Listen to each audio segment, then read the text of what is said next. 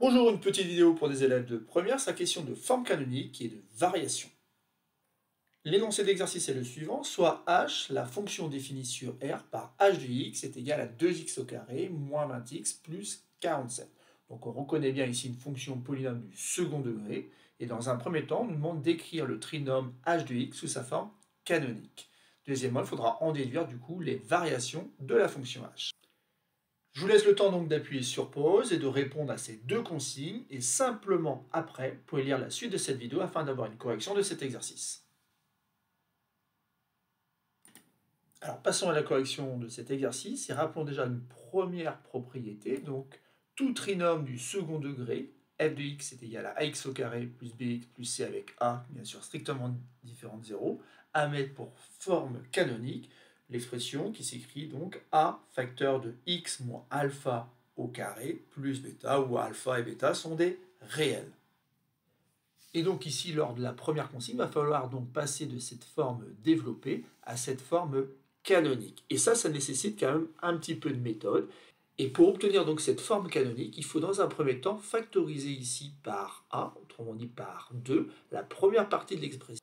On obtient donc 2 facteur de x au carré moins 10x. Ben oui, on fait attention, hein, parce que 2 multiplié par moins 10x doit redonner bien sûr les moins 20x.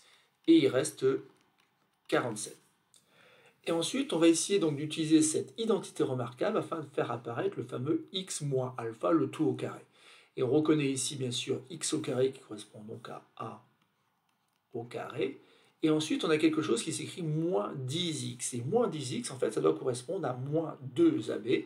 Autrement dit, moins 2 multiplié par x, et multiplié par le nombre qui fait qu'on a bien justement moins 10x. Ce nombre-là, bien sûr, ne peut être que 5. Et si je veux avoir justement a carré moins 2ab plus b carré, il va falloir que je rajoute 5 au carré. Et ainsi, donc, j'ai bien quelque chose de la forme a carré moins 2ab plus b carré. Le problème, c'est que je viens de rajouter ici une quantité qui correspond donc à 5 au carré, qui est égale à 25. Et cette quantité-là, donc, je dois l'enlever aussitôt pour garder justement une égalité. Je rajoute 25 et en même temps, j'enlève 25. Donc, c'est pas très grave.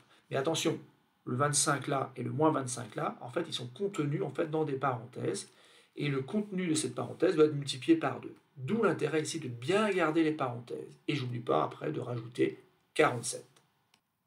À la ligne suivante, donc, comme j'ai tout fait pour que ça me donne a carré moins 2ab plus b au carré, je vais pouvoir dire que ce morceau-là, en fait, se réécrit x moins b, et ici b vaut 5, donc x moins 5 au carré, moins le résultat de 5 au carré, moins 25. Et j'oublie pas encore une fois qu'il reste 47. Ensuite, donc j'ai 2 que je vais multiplier par toute cette quantité-là. Et ensuite, ce 2-là, il va multiplier aussi le moins 25. Et je vais obtenir donc, attention, moins 50. Et je rajoute bien sûr le plus 47 qui est là depuis le départ. Et justement, ce plus 47, maintenant, je vais le regrouper avec le moins 50 et je vais obtenir tout simplement moins 3. Et on obtient donc le fait que h de x s'écrit 2 facteur de x moins 5 au carré moins le nombre 3. On a bien obtenu donc la forme canonique de h de x avec un a qui vaut 2, mais ça quelque part on le savait depuis le début, un alpha qui vaut 5 et un bêta qui vaut moins 3. On peut donc passer à la consigne suivante où il faut justement en déduire les variations de la fonction h. On va donc se servir de la forme canonique de h de x.